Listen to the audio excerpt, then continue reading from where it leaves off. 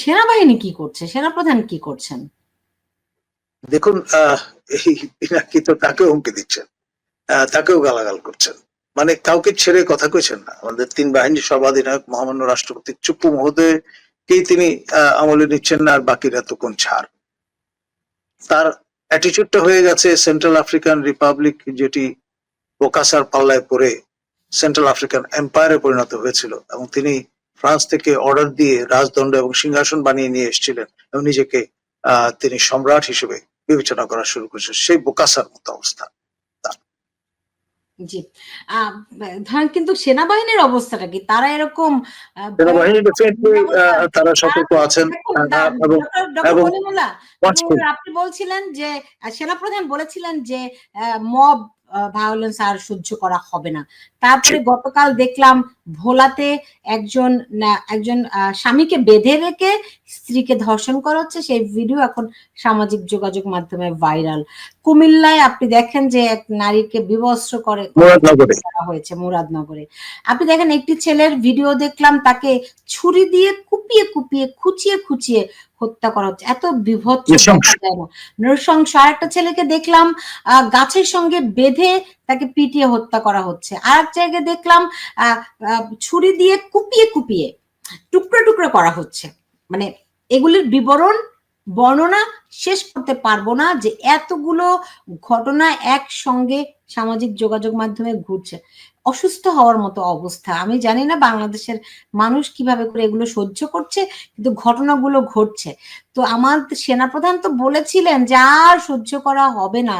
তো ওনার সহ্য ক্ষমতা কোথায় গিয়ে পৌঁছলে ওনার মনে হবে যে না, এটাই শেষ? দেখুন, সর্বশেষ যে ঘটনাটি ঘটেছে সেটি হচ্ছে উত্তরবঙ্গে এক কোম্পানি শূন্য যারা দায়িত্বরত ছিলেন তাদের নামে মামলা করার অনুমোদন এসছে। এটি আনপ্রেসিডেন্টেড, এর আগে কখনো বাংলাদেশের ইতিহাসে এমনটি আমরা জানি না। সুতরাং একে একে আপনার ট্যাবু যা আছে, ট্র্যাডিশন যা আছে, সবই ব্রেক করার প্রক্রিয়া শুরু হয়েছে। এবং কোনো ফোন আলাপ আমরা দেখলাম ফাঁস হচ্ছে, যেখানে বলা হচ্ছে যে সেনাবাহিনী বা এই ধরনের বাহিনীকে, যারা আইন শৃঙ্খলা রক্ষার দায়িত্বে এখন মাঠে আছেন, তাদেরকে টিস্যু পেপারের মতো ব্যবহার করে ছুঁড়ে ফেলবার একটা মাইন্ডসেট নিয়ে এরা অগ্রসর হচ্ছে। তাই তো। তো আমি যেটা বললাম, সেনাপ্রধান কি করছেন? আমি জানি আপনি প্রশ্নের উত্তরটা দিতে চাচ্ছেন না, কিন্তু আমি জানতেই চাই।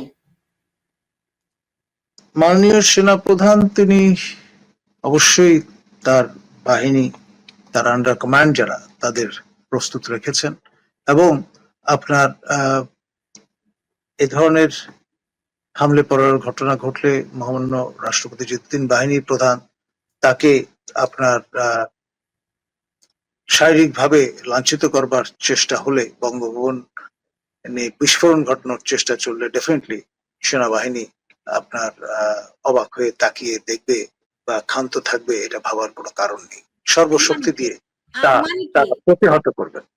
মানে কি, সেনাপ্রধান তো ওই 5ই আগস্ট জাতির উদ্দেশ্যে ঘোষণা দিয়েছিলেন, আপনারা আমার উপর আস্থা রাখতে পারেন। তারপরে তো আমরা দেখছি প্রতিদিন মানুষকে পিটিয়ে হত্যা করা হচ্ছে। আজকে নারীদের কোনো নিরাপত্তা নেই। বাংলাদেশ আজকে বিবস্ত্র, বাংলাদেশ আজকে উলঙ্গ হয়ে পড়েছে।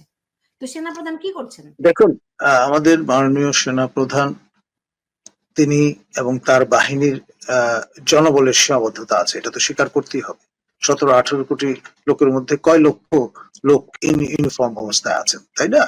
সুতরাং এটাও কিন্তু আমাদের ভুলে গেলে চলবে। আপনি তো আবার নতুন তথ্য দিচ্ছেন। এটা ল এন্ড অর্ডার একটা পারসেপশন। আপনার সেনাবাহিনীর উপস্থিতি একটা পারসেপশন। গুলি করার দরকার হয় না, এটা একটা পারসেপশন। তারা তো সেটা ভোতা হয়ে গেছে। কারণ হচ্ছে এই যে দিনের পর দিন আপনি ম্যাজিস্ট্রেসি ক্ষমতা দিয়ে পিপল ইন ইউনিফর্মকে পুলিশি দায়িত্ব দিয়ে বাইরে রেখেছেন। এখন পুলিশ তার যে বাহিনী হিসেবে মোরাল বা মনোবল ভেঙে পড়েছে, এটা তো স্বীকার করতেই হবে। এখন পুলিশের কাজ তো সেনাবাহিনী দিয়ে হবে না। ইন এইড টু সিভিল পাওয়ার তারা তাদের উপস্থিতি বজায় রাখছেন বলে এখন পর্যন্ত একটা ধামাচাপা অবস্থা চলছে। এবং আজকে তারা যদি প্রত্যাহার করে নিয়ে যান, নিজেদেরকে সেনা ব্যারাকে ফিরে যান, পুরো দেশ কলাপস করবে, এতে কোনো সন্দেহ নেই। আপনার আইনের শাসন যতটুকু ন্যূনতম অসুস্থতিও থাকবে। সেনাবাহিনীকে মাঠে রেখে পুতুলের মতো দাঁড় করিয়ে তিনি তো বাহিনীকেও ধ্বংস করছেন। এর দায় ডেফিনেটলি মাননীয় প্রধান উপদেষ্টার, কারণ তিনি প্রতিরক্ষা মন্ত্রণালয়ের দায়িত্বে নিয়োজিত। তাকে সহায়তা করার জন্য সেখানে যুক্ত হয়েছেন আমাদের মাননীয় নিরাপত্তা উপদেষ্টা খলিল রহমান।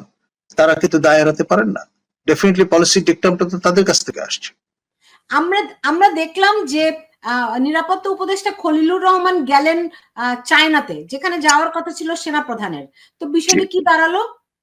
এখন অ্যাজ পার র্যাঙ্ক স্ট্যাটাস মন্ত্রী মর্যাদায় যিনি আসীন আছেন, তিনি প্রোটোকল ওয়াইজ উপরে, না যিনি আন্ডার কমান্ড হিসেবে থাকবার কথা তিনি উপরে। ফলে যা হবার তাই হচ্ছে। আপনার মন্ত্রণালয়ের নিয়ন্ত্রণ এমওডি, মিনিস্ট্রি অফ ডিফেন্সের নিয়ন্ত্রণ তো প্রফেসর ইউনুস এবং তার আপনার সহযোগী খলিল রহমানের। তো তো সেনাপ্রধান তাহলে মানুষকে আশ্বাস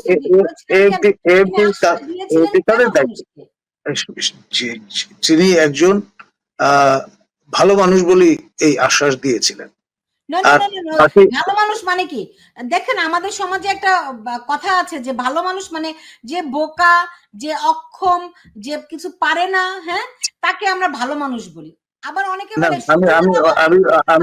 আমি ওই অর্থে ভালো মানুষ বলিনি। আমি যেটা বলবার চেষ্টা করেছি, তিনি পারসিস্টেন্টলি এবং কনসিস্টেন্টলি যে বিষয়টা আপহোল্ড করেন সেটি হচ্ছে ইজ এ সোলজার, এবং পেশাদারিত্বের সঙ্গে কাজ করবেন। রাজনীতি এবং দেশ শাসন তাদের কাজ নয়, এটা বারংবার সেটি বলেছে। নারীদেরকে ধর্ষণ করা হচ্ছে, গ্যাং রেপ করা হচ্ছে, মানে এইরকম অবস্থা দিনের পর দিন বাংলাদেশে। এটি দেখবার দায়িত্ব ইন এ ওয়ে আন্তর্জাতিক সম্প্রদায়ের এবং জাতিসংঘের, এবং সে কারণেই কোন কোন দলের পক্ষ থেকে বলা হচ্ছে যে সামনে নির্বাচন জাতিসংঘের অধীনে আয়োজন করবার। আমাদের প্রতিবেশী রাষ্ট্র মিয়ানমার, কম্বোডিয়াতে জাতিসংঘের তত্ত্বাবধানে নির্বাচন আয়োজন করা হয়েছিল। এখন দিন দিন বাংলাদেশ কিন্তু একটা কনফ্লিক্ট জোনে পরিণত হচ্ছে, এবং কনফ্লিক্ট জোনে কখনোই দেশের যে কাঠামো আছে তার আওতায় নির্বাচন যজ্ঞ সম্পন্ন করা সম্ভবপর হয় না। কম্বোডিয়াতে কনফ্লিক্ট জোন বলেই সেখানে জাতিসংঘের তত্ত্বাবধানে নির্বাচন আয়োজন করা হয়েছিল, এবং সেই নির্বাচন পর্যবেক্ষণ করতে কনফ্লিক্ট জোন বানানো হচ্ছে যাতে করে ওই যে জাতিসংঘের যে করিডোর চায়, আমেরিকা যে করিডোর চায়, সেগুলো যাতে করে সুন্দর করে দিয়ে দেয়া যায়, তাই তো? এখন ধরুন জামাতে ইসলামের পক্ষ থেকে এই জাতিসংঘের তত্ত্বাবধানে নির্বাচন আয়োজনের আহ্বান জানানো হয়েছে। এখন তারা কি বুঝে এই আহ্বান জানিয়েছেন আমি জানি না, তবে এটি ফোরফ্রন্টে তো এসছে। জি, সেটা তো নীল নকশারই অংশ, এটা তো নতুন কিছু নয়। এ কারণেই জাতিসংঘের একটি মানবাধিকার কমিশনের অফিস নেওয়া হচ্ছে বাংলাদেশে, যে অনুমোদনটি দেওয়া হয়েছে সেটা তো আমরা জানি, এবং এটি হচ্ছে ওই যে মূল মেটিকুলাস প্ল্যানেরই অংশ নাকি? এটা আসলে কেউ যদি বলেন সেটা মেনে নেওয়া ছাড়া কোনো উপায় থাকছে না, কারণ সবটাই তো master mind, meticulous design, homework তার অংশ বলেই পরিগণিত হচ্ছে। ওকে, সেক্ষেত্রে তো জামাত তাদের কি প্লেয়ার?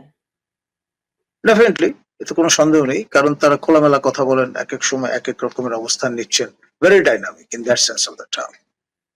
ভেরি ডাইনামিক, মানে একটা কথা বলে না যে play according to the tune, মানে সঙ্গীতের মূর্ছনার সঙ্গে তাল রেখে মিল রেখে তারা তাদের কার্যক্রম পরিচালনা করছেন।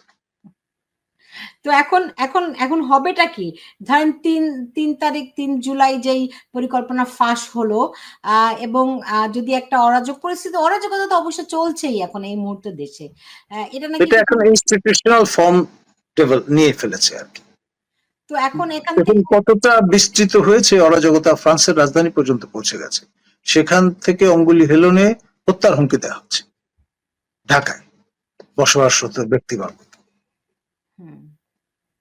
তো এই যারা মব গুলো করছে, যারা এভাবে নারীদেরকে ধর্ষণ করছে, বিবস্ত্র করছে, মানুষকে হত্যা করছে, এদের কি কাউকে আটক করা হচ্ছে?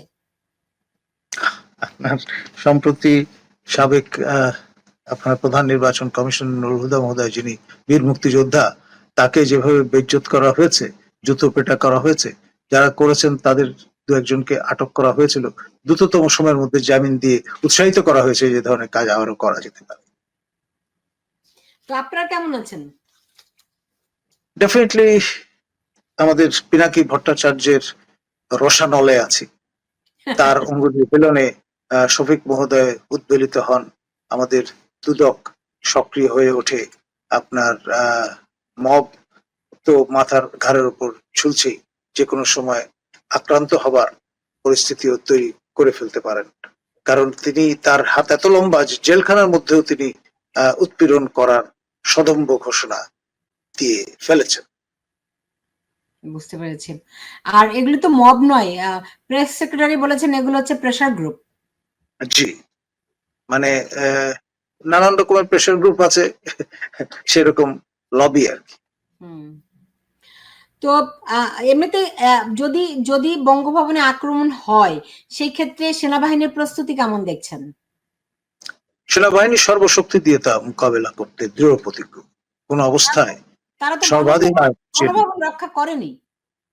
দেখুন, ওই ঘটনার সঙ্গে এটির তুলনা করা যাবে না। তখন একটা এমন পরিস্থিতি ছিল, সবাই হতচকিত ছিল, আপনার যেটা ডিপ স্টেট, আন্তর্জাতিক পরাশক্তি নিচয় তারা যুক্ত ছিলেন, এবং $50 মিলিয়ন একটা প্রজেক্ট ছিল, এটা কালার রেভলিউশন। তো ফলে সেটা ছিল অপ্রতিরোধ, কারো পক্ষেই সম্ভব ছিল না। এখন কি ডিপ স্টেট নাই? আছে,